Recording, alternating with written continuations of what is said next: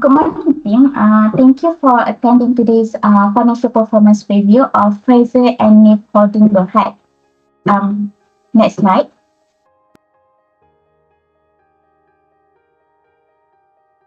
Okay. Over its 140-year history, FNN has grown into a leading food and beverage company in Southeast Asia, with a diverse portfolio that includes iconic brands like 100 Plus. FNN has positioned itself as a strong player in the market. Today we will analyze FNN financial performance for 2022 and 2023 and identify justifying on how we can improve the financial performance. Let us start with liquidity ratios first. Ms. Azura, could you please presenting regarding the ratios performance? Sure, Mrs. Asha. For liquidity ratios, measure a company ability to meet the short-term obligations. For FNNs, we observe significant improvement in 2023 compared to 2022, where current ratio increased from Ringgit Malaysia 2 Ringgit and 68 sen to 2 Ringgit and 19.5 sen. It's indicating that FNN's claim of short-term creditors and increasingly well covered by its current asset. It's reflecting a stronger liquidity position and financial stability. Next, we move to quick ratio. For quick ratio, it is rose from Ringgit Malaysia 1 Ringgit and 59 sen to 2 Ringgit and 5 sen. It's showing FNN indicates a stronger short-term financial health for FNN, and it shows an improved ability to cover current liabilities without relying on inventory. Next, cash ratio. For the cash ratio, FNN jumped from Ringgit Malaysia 55 sen to 1 Ringgit and 21 sen. It's highlighting a substantial increase in available cash cover liabilities. This indicates a stronger liquidity position and financial health for the company. This result shows that FNN is well prepared to handle short-term financial challenges without needing additional financing and asset liquidation. So, moving on to profitability ratios, FNN has demonstrated encouraging trends, underlining enhanced operational efficiency where gross profit margins rose from 26.27% to 28.69%, demonstrates FNN's improved ability to generate gross profit from its sales. This indicates enhanced efficiency in managing production costs and generating revenue, reflecting stronger operational performance.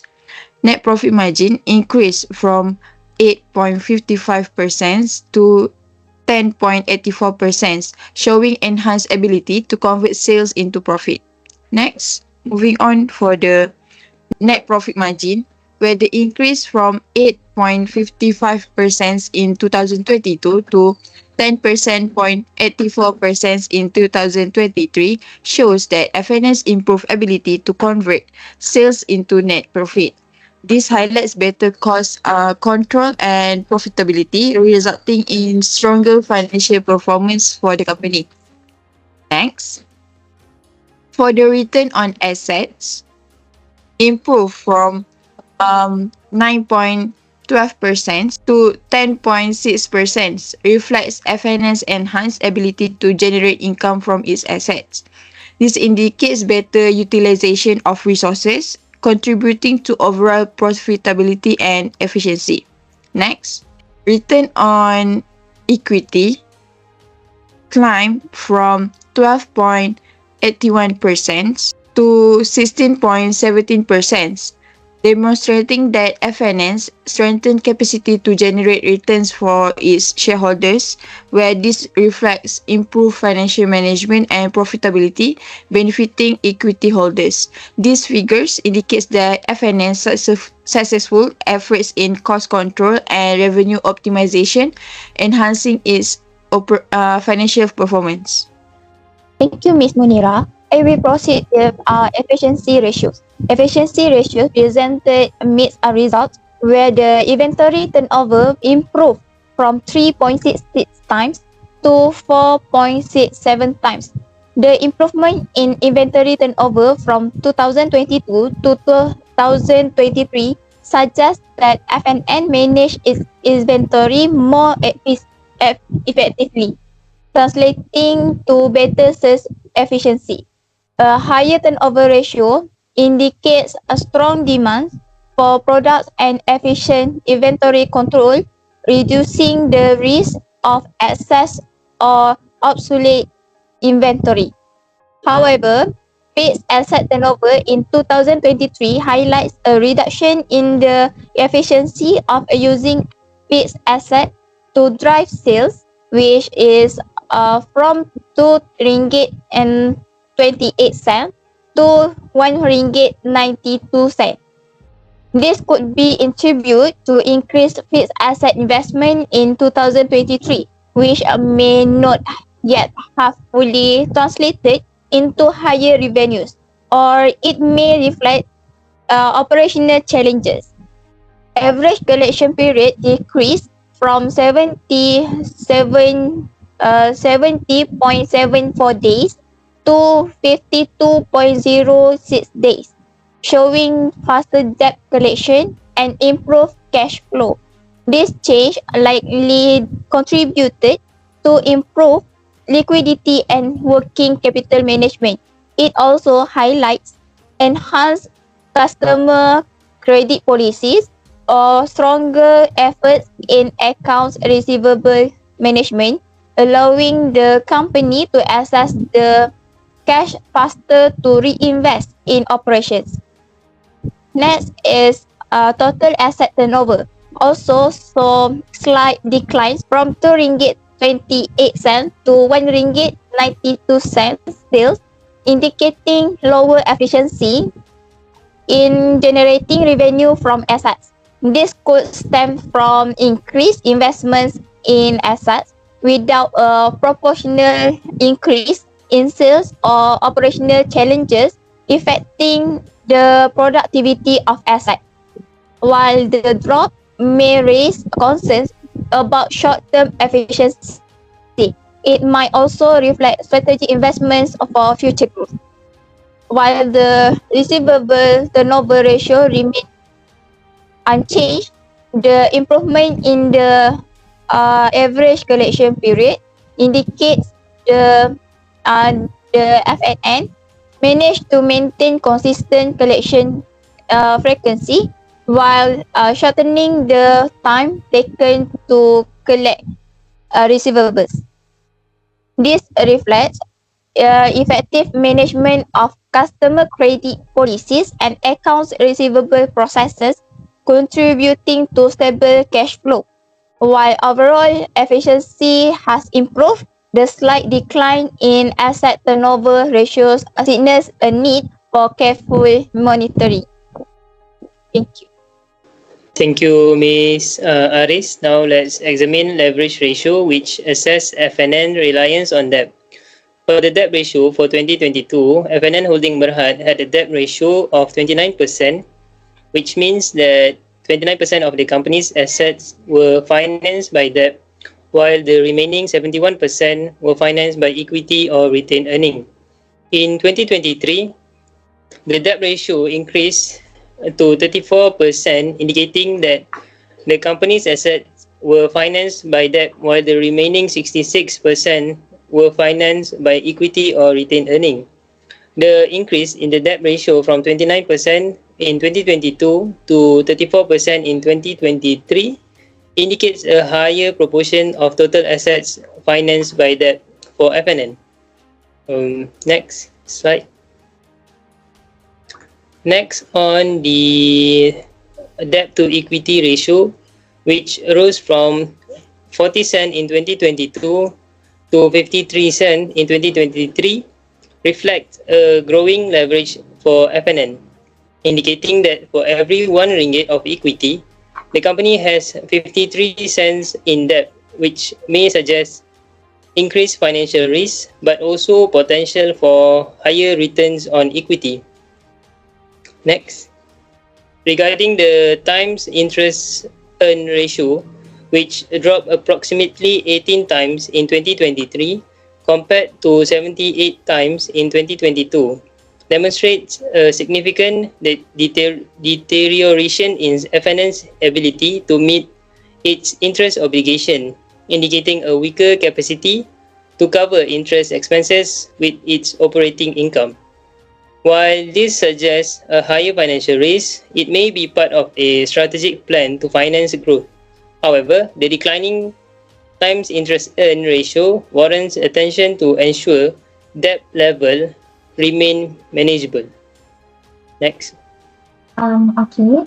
Thank you, Tim, for your detailed presentations on FNN financial performance. Before we move into a discussion, let me briefly explain the trend in earnings per share.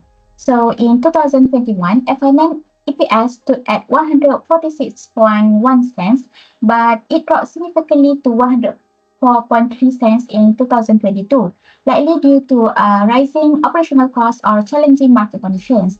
However, in 2023, it has rebounded strongly to 169.4 cents, surpassing both 2021 and 2022 levels.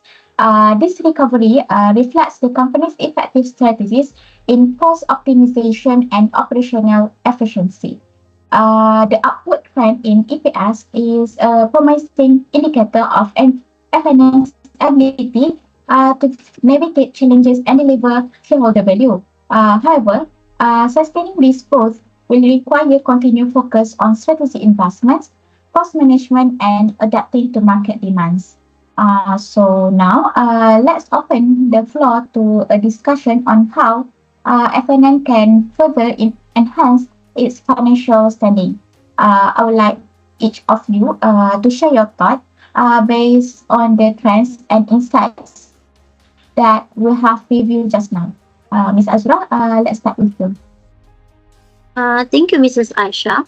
Based on the liquidity and efficiency ratios, FNN has shown a significant improvement, but I believe there is a room for optimization, particularly in asset utilization. The decline in fixed asset turnover and the total asset turnover, it indicates inefficiencies in leveraging our investment to drive revenue. To address this, FNN could streamline its operations, reduce waste, and enhance workflow processes. For example, we adopting automation for repetitive tasks can significantly improve productivity and lower operational costs. Good point, Ms. Azra. Automation could indeed play an important role. So, Ms. Munira, do you have any other suggestions? I agree with Ms. Azura on the need for optimization.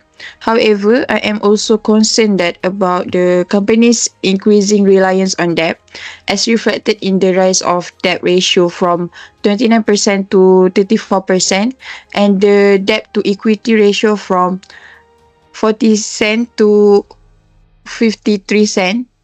This trend poses a financial risk, especially during economic uncertainties.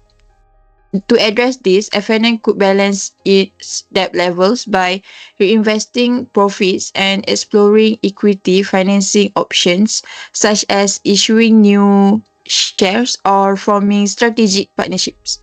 Refinancing to secure lower interest rates could also help reduce financial pressure. Okay, that's an excellent observation, Ms. Munira. Managing debt effectively is crucial for maintaining financial stability. So, Ms. Arismia, what are your thoughts on this? I would like to highlight the sharp decline in the times in interest earn ratio from 78 times in 2022 to 18 times in 2023. This indicates rising interest expenses, which could strain profitability. To mitigate this, FNN should explore cost-saving initiatives such as improving operational efficiency and controlling expenses. Additionally, refinancing debt to secure lower interest rates or extending repayment periods can improve cash flow. Alternative fund resources, like selling non-core assets, could also help reduce reliance on debt. Yeah, thank you, Ms. Adisni. These are practical steps to manage financial risk. So, Mr. Ahmad, do you have anything to add? Yes, other than that, I like to focus on the average collection period, which improved from 70.74 days to 52.06 days in 2023. While this is a positive trend, there is still potential to do better. Refining account receivable processes and adjusting customer credit policies can further enhance cash flow and working capital. Strategies like offering early payment discount, tightening credit terms for high risk customers, and using advanced analytics to monitor receivable can provide better result. Strengthening cash flow will also support investment in growth opportunities. That's all from me. Great insight, Mr. Akmal. Strengthening cash flow is essential for operational flexibility. So finally, I would like to address long-term growth strategies. Expanding market presence, particularly in high-growth regions, is a key area FNN should prioritize. Strategic partnership, joint venture, and investment in these regions can drive revenue growth. Additionally, product innovation is crucial. Developing healthier options like low sugar beverage or organic ingredients and focusing on eco-friendly products and packaging can align with evolving consumer preference. I completely agree, Mrs. Asha. Expanding into high growth regions and innovation to meet consumer demands will enhance FNN's market position. Absolutely. Aligning with consumer trends, especially health conscious and environmentally conscious preferences, will not only drive sales but also build brand loyalty. And by managing resources more effectively, FNN can achieve these goals while maintaining financial stability. So it is actually about balancing growth strategies with financial discipline. If FNN can implement this measure, it will strengthen its position as an industry leader. Thank you, everyone. This has been a productive discussion. Your insights will be invaluable as we look to enhance FNN's financial performance. So let's continue to monitor these strategies and refine them over time. That's all for today. Thank you, and I'll see you all at the next meeting.